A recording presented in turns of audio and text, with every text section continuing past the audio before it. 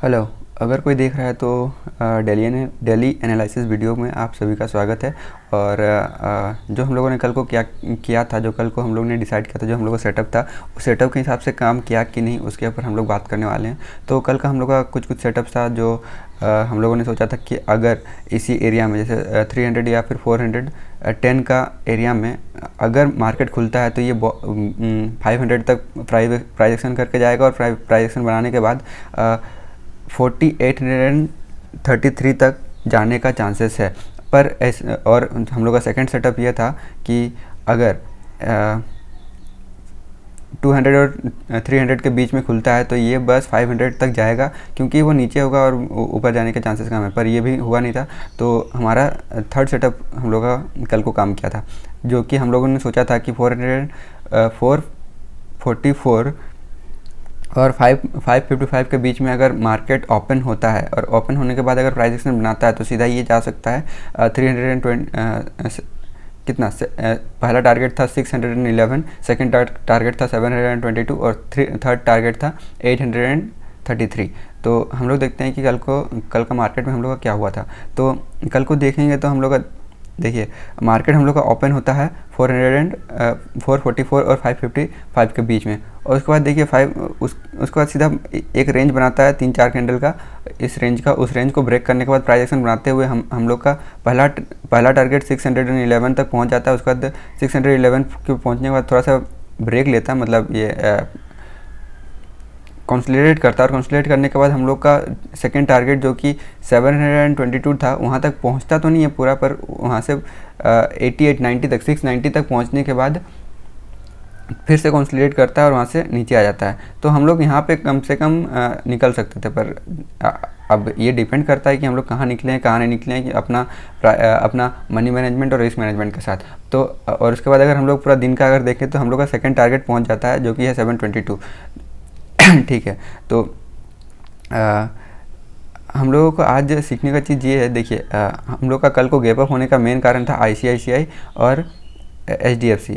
ICICI और HDFC दोनों ऊपर में खुले और ये फिर नीचे आ गए। देखिए ऊपर जब गैप अप ओपन होता है तो हम लोग का जो टारगेट होते हैं वो उतनी जल्दी अचीव नहीं होते हैं, पर क्योंकि ये टारगेट के ऊपर जो 500 का जो रेजिस्टेंस बना रहा था, 500 का जो हम लोग का रेजिस्टेंस था उसके ऊपर ओपन होता है, उसको एक बार सपोर्ट लेता है। तो जो पुट राइटर्स होते हैं जो उनको ऊपर ले जाने की कोशिश करते हैं, वो बहुत सारे पुट राइटर्स आ गए और वो मार्केट को नीचे आने का चांसेस उतना देते नहीं। पर हाँ, अगर 500 के नीचे अगर बहुत ज़्यादा मूवमेंट होता कोई कंपोनेंट में और नीचे आते तो बहुत तेज़ी से मूवमेंट भी होता, तो वहाँ पे एक चांसेस था हमारा कि नीचे के साइड में हम लोग बाई कर सकते थे अगर वहाँ से नीचे आता तो। पर ऐसा हुआ नहीं, तो ज़्यादातर चांसेस होता है कि ऊपर की साइड ही जाएगा।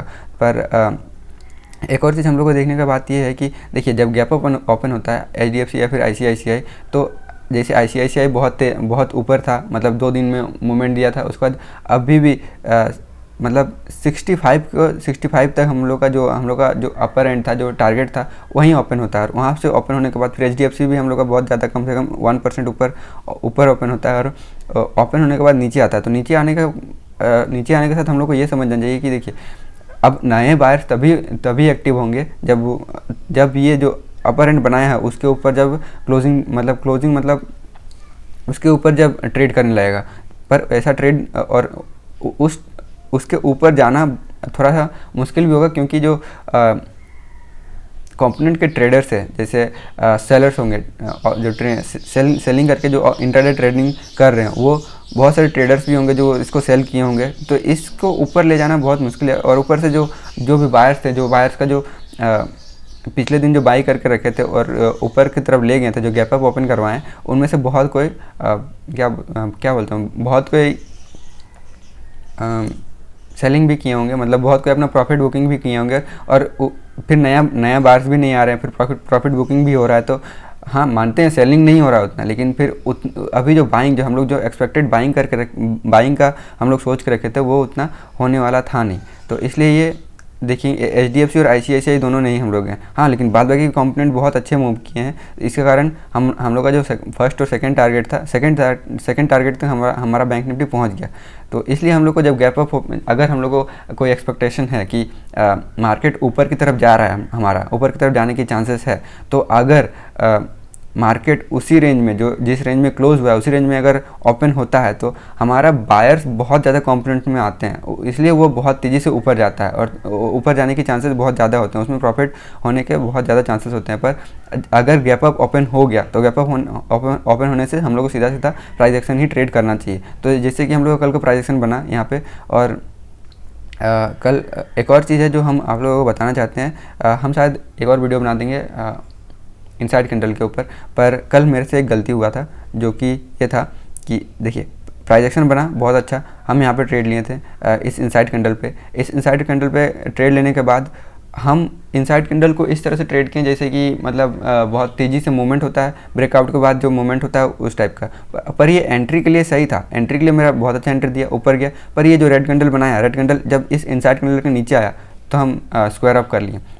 स्क्वायर अप करने के कारण मेरा जो, पर यहाँ पे हमको स्क्वायर अप करना नहीं चाहिए था, कम से कम यहाँ तक 433 तक इसका जब तक मतलब नीचे के साइड जब तक व्यू नहीं बनता तब तक तो हमको यहाँ पे स्टॉप लॉस रखना चाहिए था। तो इससे हम लोग को सीखने का ये चीज़ है कि हम लोग का स्टॉप लॉस हम लोग को सही से रखना चाहिए। स्टॉप लॉस के साथ साथ हम लोग का रिस्क मैनेजमेंट और मनी मैनेजमेंट भी सही रहना चाहिए। और ऊपर से अगर आपका रिस्क मैनेजमेंट तब तक ठीक हो जाएगा अगर आप प्रॉफिटेबल ट्रेडर हैं, तो इसलिए बोलते हैं कि रिस्क मैनेजमेंट और मनी मैनेजमेंट को सही से ठीक अच्छे से रखेंगे तो आप ज़्यादातर ट्रेड को और अच्छी तरह से ट्रेड को अपना एग्जीक्यूट कर सकते हैं। और उसके बाद ठीक है, उसके बाद हम उसका ट्रेड नहीं लिए क्योंकि हमको एक दिन का मतलब देखिए, एक दिन में अगर एक ट्रेड हो गया और गलत हो गया तो उसके बाद नहीं लेना ज़्यादा अच्छा है, क्योंकि आप उसके बाद रिवेंज ट्रेडिंग करने लगते हैं। रिवेंज ट्रेडिंग मतलब कि आपको आप अपना जो लॉस हुआ है उसको रिकवर करने की कोशिश करने लगते हैं, और जब आपने अपना लॉस को रिकवर करने की कोशिश करते हैं तो आप प्रॉफिट की नहीं बस रिकवरी का सोचते हैं। तो उसको छोड़ दीजिए, जो हुआ हो गया, आप अपना गलती को मानिए,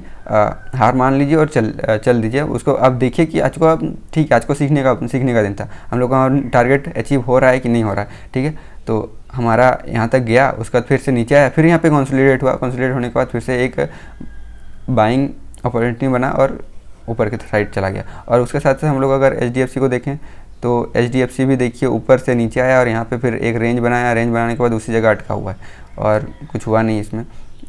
पर हाँ, एक्सिस बैंक और SBI, कोटक, इंडसइंड सबके सब बहुत अच्छा मूवमेंट दिए थे, लगभग 2% 1.5% का मूवमेंट दिए थे, तो इसके कारण ऊपर चला गया है, ठीक है। तो आज का ये था, और ठीक है, हम लोग का आज का टारगेट्स अचीव हो चुके थे, ठीक है। Thank you.